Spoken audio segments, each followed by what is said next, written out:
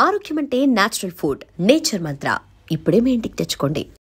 సొంత పిన్నినే అత్యంత దారుణంగా హతమార్చాడు సుబ్రహ్మణ్యం అనే ఓ వ్యక్తి. అక్క కొడుకు అంటే ఆమెకి కూడా సొంత కొడుకు లెక్క. ఎంత బాగా చూసుకోవాలి.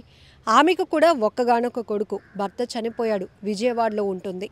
అయితే ఈ సుబ్రహ్మణ్యం అనే వ్యక్తి భార్య అతన్ని విడిచి వెళ్ళిపోవటానికి కారణం తన పిన్నే తన్ని మిస్లీడ్ చేసింది. వీటికి కారణం తన పిన్నే అని కోపం పెంచుకున్నటువంటి ఈ సుబ్రహ్మణ్యం తన పిన్నిని ఇంటి నుంచి బయటకు తీసుకెళ్ళి అతి దారుణంగా హత్య చేసి తలకి తల, కాళ్ళు, చేతులు అలాగే మొండం వేరు చేసి విజయవాడలోని హెచ్బి కాలనీ, బొమ్మిసాని నగర్ ఇలా 3 ప్రాంతాల్లో వేరువేరు చోట్ల ఉన్నటువంటి కాలువల్లో ఆ శరీర భాగాలను పడేశాడు. ఇక తన గురించి ఎవరు తెలుసుకోలేరు, ఏమైంది అనేది ఎవరు నమ్మరు అనేటటువంటి ఒక డ్రామా ప్లే చేయటానికి తను ఏమి తెలియలేనట్టు తన కొడుకు మైనర్ అయినటువంటి ఆ అబ్బాయితో కలిసి వేరే ప్రాంతానికి ఎక్కడికో పారిపోయాడు.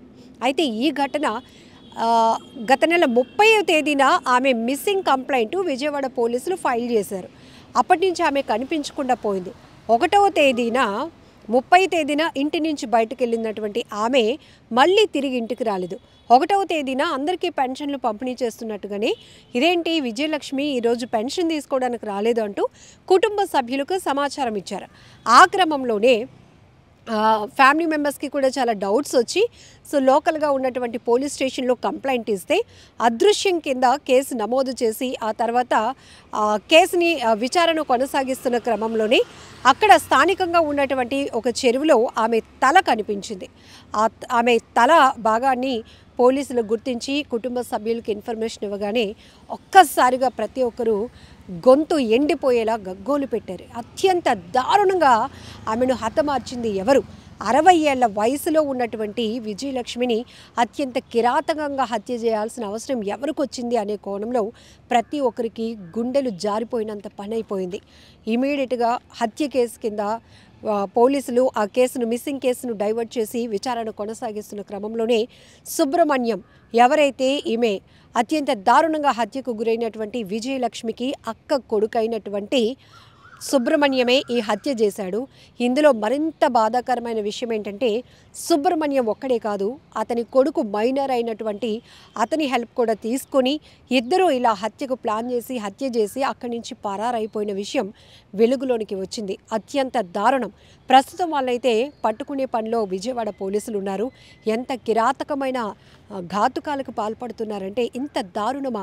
కుటుంబ వ్యవహారాలు కావచ్చు, మరింకేదైనా కోపం కావచ్చు, పగలు పెంచుకొని కక్షలు పెంచుకొని మనుషుల్ని ఎంత నిర్దాక్షిణ్యంగా, అర్ధాంతరంగా, ఎంత క్రూరంగా హత్యలు చేస్తున్నారు అనేది ఇక్కడ మనం డిస్కస్ చేయాల్సినటువంటి అంశం. ఒకప్పుడైతే ఏవేవో రకరకాలుగా హత్యలు జరుగుతూ ఉండేవి. కానీ ఇప్పుడు సినిమాటిక్ రేంజ్లో వెబ్ సిరీస్లో చూస్తున్నట్టు నార్మల్గా కాకుండా అతి క్రూరంగా హత్యలు చేయటం, ఆ ఆనవాళ్ళు ఆధారాలు లేకుండా చేయటానికి బాడీ పార్ట్స్ని ముక్కలు ముక్కలుగా చేసేసి ఒక్కొక్క బాడీ పార్ట్ని ఒక్కొక్క చోట విసిరేయటం, పాతి పెట్టేయడం, ఆధారాలు దొరకకుండా వాళ్ళు నేరస్తులుగా ఉన్నటువంటి వాళ్ళు పట్టుబడకుండా ఉండాలని పోలీసుని ముప్పతిప్పలు పెట్టాలనేటటువంటి ఉద్దేశపూర్వకంగా కొంతమంది చేస్తున్న ఈ దుర్మార్గపు హత్యలు వెనుక ఇలాంటి కారణాలు చూస్తుంటేనే భయం వేస్తోంది. తన భార్య అతన్ని విడిచిపెట్టడానికి తన పిన్నే కారణమని, తన పిన్ని వల్లే తను తప్పుదోవ పడుతున్నాను, మిస్లీడ్ అవుతున్నాను, అందుకని ఆమె పైన ఎలాగైనా కక్ష సాధింపు చర్యలు తీసుకోవాలని కక్ష పగ పెంచుకున్నటువంటి, విపరీతమైన కోపం పెంచుకున్నటువంటి సుబ్రహ్మణ్యం అనే వ్యక్తి తన పిన్నే అనే విషయం కూడా ఆలోచించకుండా 60 ఏళ్ల వయసులో ఉన్న పెద్దామె అని కూడా కనికరం లేకుండా ఇంటి నుంచి ఆమెను మభ్యపెట్టి బయటకు రా పిన్ని అని తీసుకొని వెళ్ళి నిర్మానుష్య ప్రాంతంలో తన కొడుకైన మైనర్ అబ్బాయి, అసలు మైనారిటీ కూడా తేరలేనటువంటి ఒక అబ్బాయికి కూడా తన కొడుకు కూడా ఎలాంటి నేర ప్రవృత్తి వైపు నడపాలనుకున్నాడు ఈ వ్యక్తి. అతను తన కొడుకు మైనర్తో పాటు ఆ పిన్నిని అత్యంత క్రూరంగా హత్య చేసి ఎవరు గుర్తుపట్టకుండా, ఎవరు పోలీసులకు పట్టుబడకుండా ఉండాలనే ఉద్దేశంతో మెడని, తలను ఒక భాగాన్ని ఒక కాలువలో, కాళ్ళు చేతుల్ని మరొక భాగంలో, మరొక కాలువలో, అలానే మొండాన్ని మరొక కాలువలో ఇట్లా 3 చోట్ల 3 కాలువల్లో పడేసి అత్యంత దారుణానికి ఒడిగట్టినటువంటి ఈ ఘటన ప్రతి ఒక్కరి ఒళ్ళు గగురుపాటుకు గురి చేస్తోంది. ఎందుకంటే రీసెంట్గా చూసాం, ఒక తల్లిని, ఉపాధ్యాయురాలైనటువంటి తల్లిని అత్యంత దారుణంగా హత్య చేసి ఈడ్చుకు పడేసి కన్న తండ్రికే మీ ఆవిడ్ని చంపేశాను అని చెప్పినటువంటి ఒక బీటెక్ చదివినటువంటి కొడుకు. ఈ దుర్ఘటన ఇంకా మరొక ముందే విజయవాడలో మరొక ఘటన వెలుగు చూడటం చాలా బాధాకరం. 30వ తేదీన ఆమె ఇంటి నుంచి బయటకెళ్ళి కనిపించకుండా పోయినటువంటి విజయలక్ష్మి 1వ తేదీన మిస్సింగ్ కేసు ఫైల్ అయింది. ఆ తర్వాత కొద్ది రోజులకే ఆమె అత్యంత దారుణంగా తన వరుసకి అని కూడా అనలేం, దూరం చుట్టం కూడా కాదు, సొంత అక్క కొడుకు అయినటువంటి కొడుకు లాంటి వ్యక్తి చేతిలోనే అత్యంత దారుణంగా హత్యకు గురైనటువంటి ఈ ఘటన వెలుగు చూడటం మరింత బాధాకరమైన విషయం. పోలీసులు అయితే కనుక ఇప్పుడు ఇన్వెస్టిగేషన్ మరింత వేగవంతం చేశారు. కేవలం తన భార్యాభర్తలు విడిపోవటానికి కారణమైనందువల్లే పిన్ని అయినటువంటి విజయలక్ష్మి పైన ఇంత క్రూరంగా అతను హత్య చేయడానికి పూనుకున్నాడా, ఇంత పగ పెంచుకున్నాడా, ఇంకేమైనా కుటుంబ విషయాల్లో ఇంకేమైనా బలమైన కారణాలు ఉన్నాయా అనే కోణంలో కూడా పోలీసుల ఇన్వెస్టిగేషన్ కొనసాగుతోంది. ఈ వ్యక్తితో పాటు, ఇంత పెద్ద తప్పు చేసిన ఈ వ్యక్తితో పాటు ఇప్పుడు అతగాడి దుర్మార్గపు బుద్ధి వల్ల తన కొడుకైనటువంటి మైనర్ కూడా శిక్ష అనుభవించాల్సిన పరిస్థితి వచ్చింది. ఎంత దారుణాతి దారుణం. మనుషులు విచక్షణ ఎందుకు కోల్పోతున్నారో అర్థం కావటం లేదు. క్షణికావేశంలో తీసుకుంటున్న నిర్ణయాలు, ఆలోచన లేదు.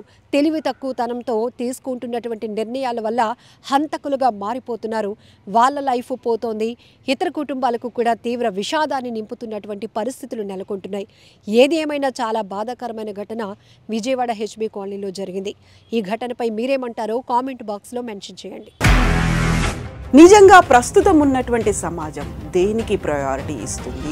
ఆర్థిక సంబంధాల చుట్టూ మాత్రమే తిరుగుతుంది. మళ్ళీ ఎన్నికలంగానే చాలా విరక్తి కలుగుతాను. మంచి అనిపిస్తుంది కదా, లేడీస్ కూడా ఛాలెంజింగ్ జాబ్స్ చేసినప్పుడు చాలా బాగుంటది. ట్రాఫిక్ అసిస్టెంట్స్ గా నియమించిన ట్రాన్స్జెండర్స్ అందరితో సాల్యూట్ చేయించుకుంటున్నారు. ఫుడ్ డెలివరీ ఇవ్వటానికి వెళ్ళినటువంటి డెలివరీ బాయ్ అనిల్ పై కళ్ళ ముందు